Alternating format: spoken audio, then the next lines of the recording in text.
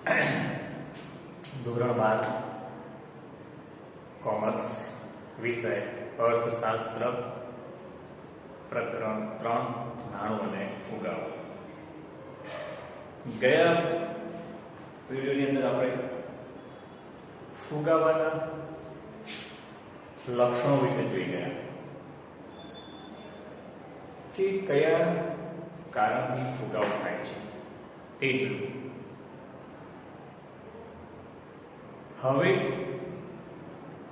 ફુગાવાના કારણો જોઈએ.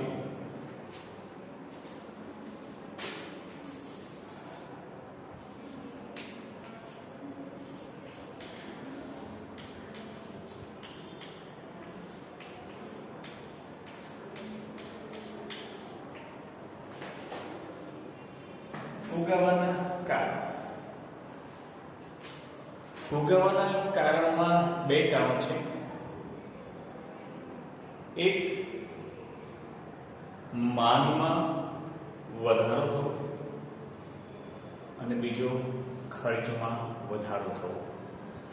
માંગમાં વધારો અને ખર્ચમાં વધારો. આગળ જોયું આપણે કે ફુગાવાની પરિસ્થિતિમાં તેનું મુખ્ય પરિબળ શું છે કે માંગ. જ્યારે સામાન્ય પરિસ્થિતિ કરતા પરિસ્થિતિમાં ફેરફાર આવે અને અમુક કારણોથી વસ્તુની માંગ અત્યાર સુધી જે સ્થિર રહેવા પામી હતી તેમાં અનેક ગણો વધારો થાય છે. એના માટે માંગ વધવા માટે સામાન્ય રીતે ઘણા બધા પરિબળો જવાબદાર છે.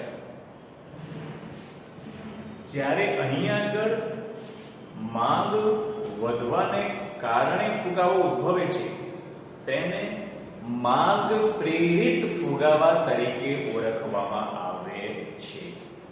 શું?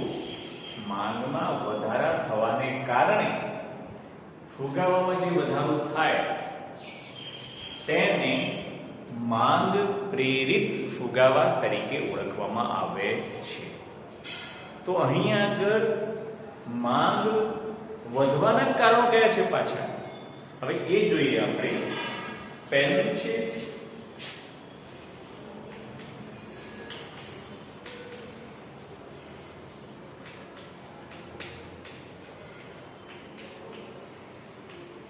માંગમાં વધારો થવો.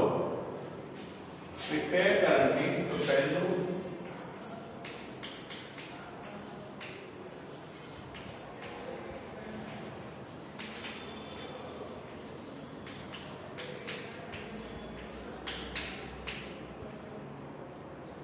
નાણાંના પુરવઠામાં વધારો થવો.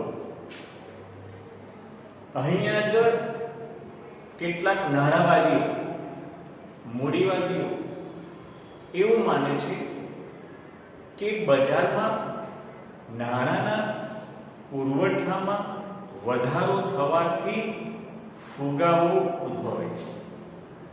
કેવી રીતે? તો કે નાણાંનો પુરવઠો વધે છે, બજારમાં નાણાંનો પુરવઠો વધે છે, લોકોની આવકમાં વધારો થાય છે. લોકોની આવકમાં વધારો થવાથી તેમની ખરીદ શક્તિમાં વધારો થાય છે. નાણાંની મૂલ્ય ઘટે છે અને ખરીદ શક્તિ વધે છે.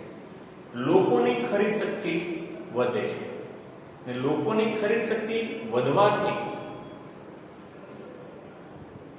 માંગમાં વધારો થાય છે.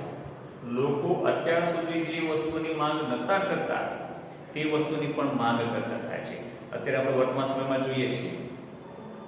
આજથી 10 વર્ષ પહેલાની વાત કરીએ તો આજથી 10 વર્ષ પહેલા બજારની અંદર કે તમારા ઘરની આસપાસ તમે જોયું હશે તો 4 વ્હીલર કેટલા જોવા મળતા હતા? શું? આપણે એમ કે છે મોંઘવારી છે, મોંઘવારી છે, મોંઘવારી છે. મોંઘવારી વધતી જાય છે, સ્વાભાવિક છે. મોંઘવારી છે, ભાવ વધારો છે, એટલે તો ફુગાવો છે. પરંતુ છેલ્લા 10 વર્ષની અંદર તમે જ વિચાર કરો, તમે જોયું હોય તો તમે ચલો અત્યારે 12મા ધોરણમાં આવ્યા, તમને વધારે ખ્યાલ નથી, 10 વર્ષ યાદ હોય, 5 વર્ષની વાત કરો આપણે, કે 5 વર્ષ પહેલા તમને યાદ હોય તો 5 વર્ષ પહેલા તમારી આસપાસ, તમે બીજે વધારે તમારી પડોશની અંદર તમે જોયું કેટલા 4 વ્હીલર હતા. વિચાર કરો, 5 વર્ષ પહેલા આટલા 4 વ્હીલરો હતા ખરા? ના. આપણે કહીએ છીએ માંગ વધે છે, મોંઘવારી વધે છે, મોંઘવારી વધે છે, એ બાજુ આપણે કહીએ છીએ મોંઘવારી વધે છે, અને સામે એ જોવા જઈએ તો લોકોની ખરીદ શક્તિ વધતી જ જાય છે. એ સમય ઘરની અંદર રાત રચેલું કેટલું જોવા મળતું હતું, કેટલા ઇલેક્ટ્રોનિક સાધનો જોવા મળતા હતા. અત્યારે 4 વ્હીલર અને 2 વ્હીલરની વાત કરીએ તો ઘરની અંદર જેટલા સભ્યો હોય એટલા વ્હીકલ હોય છે. આ શું બતાવે છે? આ એ બતાવે છે કે જેમ જેમ સમય જતો જાય તેમ તેમ લોકોના આવકોમાં વધારો થતો જાય છે, અને લોકોની આવક વધતી જાય છે, તેને કારણે વસ્તુની માંગમાં પણ વધારો થતો જાય છે. પરંતુ ઉત્પાદનના સાધનો મર્યાદિત છે આપણી પાસે, અને એ મર્યાદિત સાધનોમાંથી આપણે ઉત્પાદન કરવાનું છે. એટલે જે પ્રમાણે નાણાંના પુરવઠામાં વધારો થાય છે તે પ્રમાણે આપણે ઉત્પાદનમાં વધારો કરી શકતા નથી, અને એટલા જ માટે વસ્તુની કિંમતમાં વધારો થાય છે.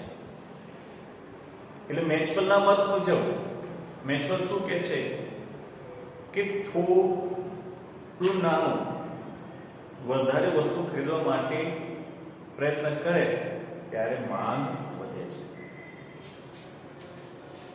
એટલે અહીં આગળ જે દરે નાણાંના પુરવઠામાં વધારો થાય છે તે દરેક વસ્તુના પુરવઠામાં વધારો થઈ શકતો હોતો નથી, અને એટલા જ માટે પુરવઠાના પ્રમાણમાં માંગમાં અનેક ગણો વધારો થાય છે, અને તેને કારણે ભાવ વધારો થાય છે, અને ભાવ વધારો થવાને કારણે ફુગાવો વધે છે. તો આવી રીતે નાણાવાદીઓના મત મુજબ નાણાંનો પુરવઠો જેમ જેમ બજારમાં વધતો જાય છે તેમ તેમ ફુગાવો પણ વધતો જતો જોવા મળે છે. ત્યારબાદ સરકારના જાહેર ખર્ચમાં વધારો.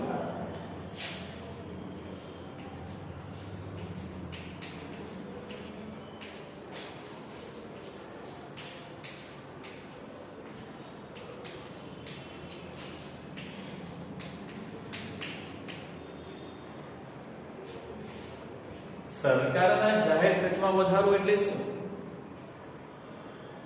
ભારત જેવા દેશમાં અને અલ્પ વિકસિત દેશની અંદર આર્થિક વિકાસ થાય, આર્થિક પ્રગતિ થાય, તેટલા માટે સરકાર આર્થિક પ્રગતિ કરવા માટે આર્થિક પ્રવૃત્તિઓની અંદર ભાગ ભજવતી હોય છે. એટલે કે સરકાર અંગત રીતે પોતાની રીતે મૂડીની આંતરમાળખામાં ફેરફાર કરે છે. સરકાર જાહેર સાહસોમાં મૂડીરોકાણ કરે છે. સરકાર લોકોની જરૂરિયાતો સંપૂર્ણપણે સંતોષાય તે પ્રકારના પ્રયત્નો કરે છે. સરકાર પૂર્ણ રોજગારી મળી રહે, એટલે કે રોજગારી વધે તે પ્રકારના પ્રયત્નો કરે છે. શું? જાહેર સાહસોમાં મૂડીરોકાણ કરવું, લોકોની જરૂરિયાતો સંતોષાય તે પ્રકારના પ્રયત્નો કરવા, અને પૂર્ણ રોજગારી સ્થિતિ પ્રવર્તે, એટલે કે લોકોની રોજગારી વધે તે પ્રકારના પ્રયત્નો કરવા. એટલે સરકાર પોતાના લોકો માટે એટલે કે જાહેર જનતા માટે જે ખર્ચ કરે છે તેમાં વધારો કરે છે. કારણ સૌથી પહેલા તો લોકોની જરૂરિયાત સંતોષવી. દાખલા તરીકે અત્યારે વર્તમાન સમયની અંદર 2 મહિનાથી 3 મહિનાથી આપણે લોકડાઉનની પરિસ્થિતિ જોવા મળે છે. તે સમયે લોકોની અનાજની જરૂરિયાત સંતોષાય તે માટે સરકાર છેલ્લા 3 મહિનાથી મફત અનાજ આપી રહી છે. એની સાથે સાથે હજી પણ બીજા 3 મહિના સુધી મફત અનાજ આપવાની છે. આ અન્નની જરૂરિયાત થઈ તો સરકારે આ જાહેર ખર્ચમાં શું કર્યો? વધારો કર્યો. હવે સરકાર આ જાહેર ખર્ચમાં વધારો કરે છે, જાહેર સાહસો વધારે છે, મૂડીનો આંતરમાળખામાં ફેરફાર કરે છે, લોકોની જરૂરિયાત સંતોષે છે અને રોજગારી વધે તે પ્રકારના પ્રયત્નો કરે છે. એને કારણે લોકોની નાણાકીય આવક વધે છે. એટલે સરકારના આ જાહેર ખર્ચના પ્રયત્નોને કારણે થઈને લોકોની આવકમાં વધારો થાય છે અને ફરી પછી લોકોની આવક વધે છે એટલે એ લોકો માંગમાં વધારો કરે છે.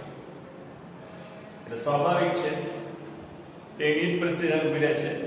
લોકોની આવક વધવાથી તેમની માંગ વધે છે પણ અહીં આગળ પુરવઠો તેટલા પ્રમાણમાં વધતો નથી. એટલે ફરી પછી ભાવ વધારાની પરિસ્થિતિ આવીને ઊભી રહે છે. તો આવી રીતે અહીં આગળ સરકારના જાહેર ખર્ચમાં જે વધારો થાય છે એને કારણે પણ ફુગાવો વધવાની શક્યતા રહેલી છે. ત્રીજું કારણ છે વસ્તી વધારો.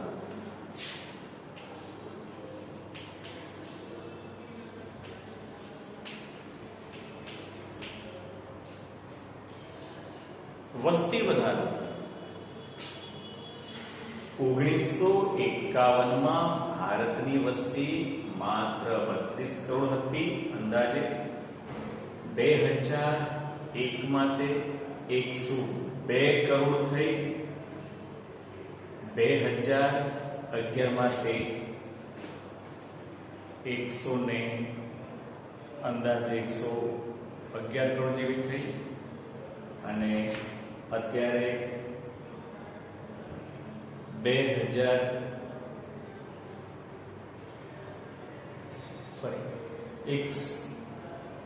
માં 102 કરોડ અને 2011 ની અંદર 120 કરોડ જેટલી થઈ છે. એટલે 1951 થી લઈને 2001 દરમિયાન જે 50 વર્ષના સમયગાળા દરમિયાન ભારતની વસ્તીમાં 3 ગણો વધારો થયો છે. 3 ગણો. એટલે સરેરાશ એવું કહેવાય છે ભારતની વસ્તી દર વર્ષે સરેરાશ 2% ને આધારે વધે છે.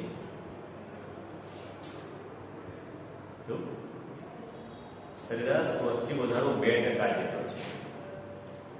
એટલે 2% વસ્તી દર વર્ષે વધતી જાય છે. તેને કારણે તેમની જરૂરિયાત સંતોષવા માટેના સાધનો પૂરતા પ્રમાણમાં છે નહીં. એક બાજુ વસ્તીમાં વધારો થાય છે 2%ના દરે, પણ એ જ પ્રમાણે 2%ના દરે ઉત્પાદનમાં દર વર્ષે વધારો થઈ શકતો હોતો નથી. એટલે પૂરતા પ્રમાણમાં જરૂરિયાત સંતોષવા માટેના સાધનોમાં ફેરફાર થતો નથી. એટલે વસ્તીના વધારાના પ્રમાણમાં જરૂરિયાતના પ્રમાણમાં માંગમાં વધારો થાય છે અને એ પ્રમાણે વસ્તુના પુરવઠામાં વધારો થઈ શકતો હોતો નથી. જો વસ્તી વસ્તી સ્થિર રહેતી હોય તો પણ તેટલા પ્રમાણમાં પુરવઠામાં વધારો થવો તો જોઈએ, પણ એ થઈ શકતો હોતો નથી. એટલે આ વસ્તી વધારાનો દર જે 2% છે એટલા દરે 2% દરે વસ્તુના પુરવઠામાં વધારો થઈ શકતો હોતો નથી અને એટલા માટે જરૂરિયાત વસ્તી વધી એટલે જરૂરિયાત વધી અને જરૂરિયાત વધી એટલે માંગ વધી અને માંગ વધી પણ તે પ્રમાણમાં પુરવઠો વધતો નથી એટલે તેને કારણે પણ બજારમાં ફુગાવાની પરિસ્થિતિ ઉદ્ભવતી હોય છે. તો આ માંગમાં વધારો થવાને કારણે અને માંગમાં વધુ થવા માટેના ત્રણ પરિબળો મહત્વના છે કે આ ત્રણ પરિબળોને કારણે માંગમાં વધારો થાય છે અને તે પ્રમાણમાં નાણાંના પુરવઠામાં વધારો થવાથી, સરકારના જાહેર ખર્ચમાં વધારો થવાથી અને વસ્તીમાં વધારો થવાથી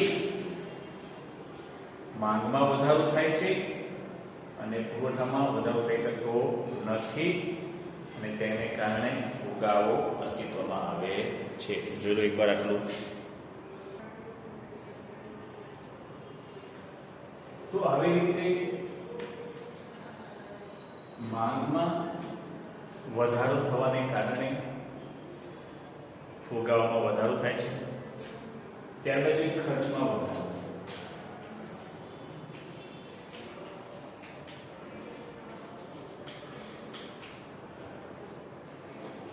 ખર્ચમાં વધારો થવાને કારણે પણ ફુગાવો વધે છે. કેવી રીતે? પેલો ઉત્પાદન ખર્ચનો વધારો.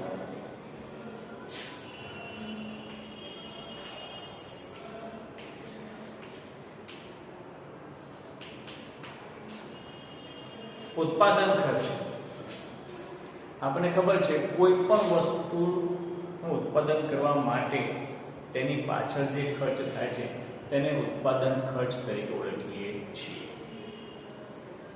આ ઉત્પાદન ખર્ચમાં વધારો થાય એટલે સ્વાભાવિક જ છે કે ઉત્પાદન ખર્ચમાં વધારો થવાને કારણે વસ્તુની કિંમત આપોઆપ જ વધવાની છે. કારણ કે વસ્તુનું ઉત્પાદન કરવા માટે ઉત્પાદકે જોઈતી માલ સામગ્રી એટલે કે કાચો માલ સામાન,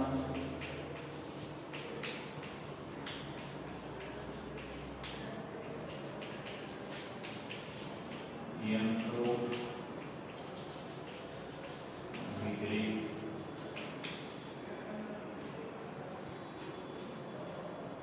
આ બધા ખર્ચા કાચો માલ સામાન. તો ઉત્પાદન કરવા માટે કાચો માલ સામાન સમયસર અને જોઈતા પ્રમાણમાં મળી રહેવો જોઈએ. કે આપણને ખબર છે કે દિવસમાં 500 એકમોનું ઉત્પાદન કરવાનું છે તો 100 કિલો કાચા માલ સામાનની જરૂર પડે છે. તો રોજ આપણને 100 કિલો કાચો માલ સામાન મળી રહે તો જ આપણે ઉત્પાદન કરી શકીએ, તો જ 500 એકમોનું ઉત્પાદન થાય. પરંતુ એક દિવસ 100 કિલો કાચો માલ સામાન મળે, એક દિવસ 90 કિલો મળે, તો એક દિવસ 75 કિલો મળે, તો કાચો માલ સામાન જોઈતા પ્રમાણમાં રોજે રોજ ન મળતો હોય તો સ્વાભાવિક છે કે ઉત્પાદન એ પ્રમાણે થઈ શકે નહીં. બીજું યંત્રો. અહીં યંત્રોના ખર્ચમાં પણ વધારો થતો જાય છે. જેમ જેમ યંત્રોનો વપરાશ વધતો જાય તેમ તેમ અમુક યંત્રો અમુક સમય બાદ નાશ પામતા હોય છે. તેની ઉત્પાદન ક્ષમતા ઘટતી જાય છે. દાખલા તરીકે તમે જ્યારે નવું બાઇક લાવો તો તમને કંપનીએ કીધું હોય કે આ 70 કિલોમીટરની એવરેજ આપે છે. તો તમે 1 વર્ષ 2 વર્ષ 5 વર્ષ વાપરો તો જેટલા વર્ષ વાપરશો ત્યાં સુધી કાયમ તમને 70 કિલોમીટરની એવરેજ આપે છે ખરું? ના. જેમ જેમ આપણે બાઇકનો વપરાશ કરતા જઈએ તેમ તેમ તેની એવરેજમાં ઘટાડો થાય છે. એટલે અહીંયા પણ યંત્રોનો જેમ જેમ વપરાશ કરવામાં આવે તેમ તેમ તેની ઉત્પાદન ક્ષમતા ઘટતી જાય છે. એટલે ઉત્પાદન ક્ષમતા ઘટે એટલે ઉત્પાદન ઘટે છે. જે ઉત્પાદન ઘટવાથી એ ઉત્પાદન ખર્ચ એ અત્યાર સુધી વધારે એકમો વચ્ચે વહેંચાતો હતો, હવે ઓછા એકમો વચ્ચે વહેંચાય છે એટલે ઉત્પાદન ખર્ચ વધે છે. બીજું વીજળી ખાસ ભારતની અંદર આજની તારીખે હજી પણ ઉદ્યોગોને કે વસ્તીને, જાહેર જનતાને 24 કલાકની વીજળી પૂરી પાડી શકાય નથી. હજી પણ આજની તારીખે પણ કેટલાક રાજ્યોની અંદર કાં તો ઉદ્યોગોને વીજળી આપવામાં આવે, કાં તો જાહેર જનતાને વીજળી આપવામાં આવે, તો બંને જગ્યાએ એક સાથે 24 કલાક વીજળી પૂરી પાડી શકાતી નથી. એટલે કે ઉદ્યોગોને જો પૂરતા પ્રમાણમાં વીજળીનો પુરવઠો ન મળે તો ઉત્પાદન થઈ શકતું નથી. એટલે ઉત્પાદન પૂરતા પ્રમાણમાં થઈ શકતું નથી. એટલે ઉત્પાદન પૂરતા પ્રમાણમાં ન થાય એટલે સ્વાભાવિક છે ભાવ વધારો પ્રવર્તે છે. બીજું શ્રમના વેતન, શ્રમિકોના વેતન. તો જેમ જેમ સમય જતો જાય તેમ તેમ શ્રમિકોના વેતનમાં વધારો થતો જાય છે. શ્રમિકોના વેતનમાં વધારો થવાથી તેમની કાર્યશક્તિ તો તેની તે જ રહે છે. વેતન વધે છે, ખર્ચ વધે છે, તો તે પ્રમાણમાં તેનું ઉત્પાદન થઈ શકતું નથી. એટલા માટે વધારેલા વેતન એ પણ એક સીમિત ઉત્પાદન સાથે વહેંચાઈ જાય છે એટલે ખર્ચ વધે છે. બીજું વાહન વ્યવહાર ખર્ચ.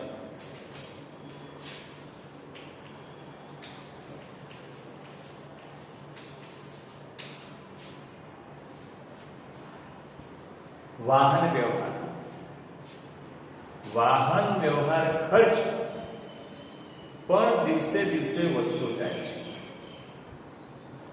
આજે ડીઝલ અને પેટ્રોલના ભાવ બંને સમાન થઈ ગયા છે.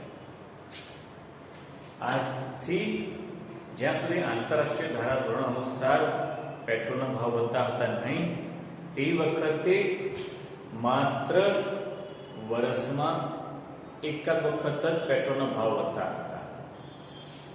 એની જગ્યાએ આજે રોજ પેટ્રોલના ભાવમાં વધારો થાય છે. એ સ્વાભાવિક છે કે રોજ પેટ્રોલના ભાવમાં વધારો થાય, ડીઝલના ભાવમાં વધારો થાય, એટલે બંનેના ભાવમાં વધારો થવાથી વાહન વ્યવહાર ખર્ચમાં વધારો થાય છે. એટલે વાહન વ્યવહાર ખર્ચ વધે એટલે આપોઆપ જ કિંમત વધે છે. તો આવી રીતે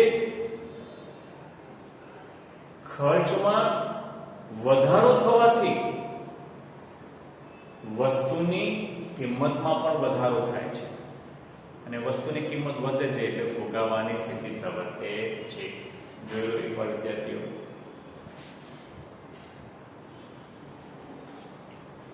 આ જોયું આપણે ફુગાવાના કારણો કે માંગમાં વધારો થવાથી અને ખર્ચમાં વધારો થવાથી ફુગાવો થશે.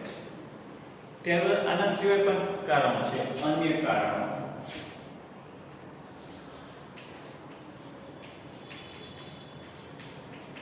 કે માત્ર આ બે જ આટલા જ કારણો નથી, એના સિવાય કેટલાક બીજા પરિબળો કારણે પણ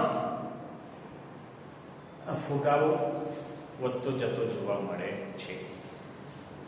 બીજા કારણો છે કરવેરા નીતિ.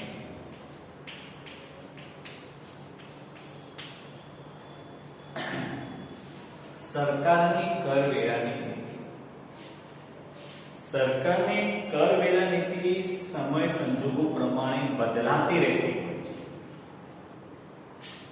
દાખલા તરીકે સૌથી પહેલા ઓક્ટ્રોય ચાલતું હતું. આથી 7-8 વર્ષ પહેલા ઓક્ટ્રોય ઉઘરાવવામાં આવતો હતો. જ્યારે પણ શહેરની બહારથી માલ સામાન આવે તો એની ઉપર આયાત જકાત લેવામાં આવતી. જકાત તરીકે અને ઓક્ટ્રોય તરીકે ઓળખાતા. પછી વેટ લેવામાં આવે, વીઈટી વેટ, અને અત્યારે જીએસટી લેવામાં આવે છે. તો આ સરકારની કરવેરા નીતિ સમય સંજોગો પ્રમાણે બદલાતી જાય છે અને કરવેરાનો દર પણ વધતો જતો જોવા મળે છે. કેટલીક વાર વધારો, કેટલીક વાર ઘટાડો. સરકારને કરવેરા ઉઘરાવવાની નીતિમાં ફેરફાર થાય છે, જેને કરવેરા નીતિ તરીકે ઓળખવામાં આવે છે. તો આ કરવેરાની દર પણ વસ્તુની કિંમત નક્કી કરવા માટે મહત્વનો ભાગ ભજવે છે, જેને કારણે વસ્તુની કિંમતમાં વધારો થાય છે અને જેથી ફુગાવો પ્રવર્તે છે. બીજું છે આયાતો.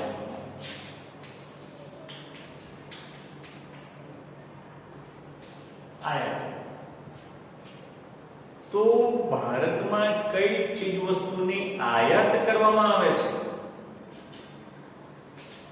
એને આધારે પણ ફુગાવાની પરિસ્થિતિ પ્રવર્તી શકે છે. દાખલા તરીકે ભારતની અંદર પેટ્રોલિયમ પેદાશ 70% પેટ્રોલિયમની પેદાશો એટલે કે પેટ્રોલની જેટલો વપરાશ છે એમાંનો 70% પેટ્રોલની આયાત કરવામાં આવે છે. એટલે 70% પેટ્રોલની આયાત કરી એટલે સ્વાભાવિક છે પેટ્રોલના ભાવમાં વધારો થાય, અને પેટ્રોલના ભાવમાં વધારો થાય એટલે વાહન વ્યવહાર ખર્ચમાં વધારો થાય. તો અહીં આપણું આ આયાતના પ્રમાણમાં પેટ્રોલનું ક્રૂડ તેલની આપણે આયાત કરીએ તેથી વાહન વ્યવહાર ખર્ચ વધે, અને વાહન વ્યવહાર ખર્ચ વધે એટલે વસ્તુની કિંમત વધે છે. ત્યારબાદ ઇલેક્ટ્રોનિક વસ્તુ કે ઇલેક્ટ્રોનિક્સના નાના નાના ભાગોની આયાત કરવામાં આવે છે અને અહીંયા બી એસેમ્બલ કરવામાં આવે. તો તેને કારણે ઇલેક્ટ્રોનિક વસ્તુના ભાવ પણ વધતા જતા જોવા મળે છે. તો અહીંયા આગળ આપણી આયાતોનું પ્રમાણ કયું છે અને એને આધારે પણ ફુગાવાની સ્થિતિ પ્રવર્તિત જોવા મળે છે. ત્યારબાદ અછતો. અહીંયા આગળ જોયું આપણે કે ઉત્પાદન કરવા માટે જોઈતા કાચો માલ સામાન, વીજળી, પાણી, શ્રમ, વાહન વ્યવહાર, આ બધી વસ્તુઓની પૂરતા પ્રમાણમાં આપણને મળી શકતી નથી. વસ્તીના પ્રમાણમાં, જરૂરિયાતના પ્રમાણમાં વસ્તુનો જથ્થો પ્રાપ્ત થતો નથી. જરૂરિયાતના પ્રમાણમાં, માંગના પ્રમાણમાં પુરવઠો ઉપલબ્ધ છે નહીં, એટલે કે અછત જોવા મળે છે. વસ્તુની અછત.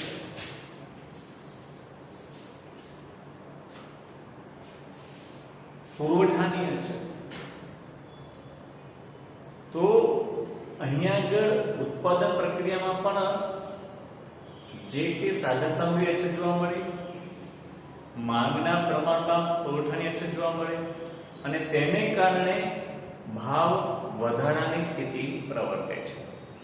અને સ્વાભાવિક છે કે ભાવ વધારાની સ્થિતિ પ્રવર્તે એટલે ફુગાવાની સ્થિતિ પણ પ્રવર્તે છે. તો આવી રીતે ફુગાવાના કારણો છે, જોઈ લો એકવાર.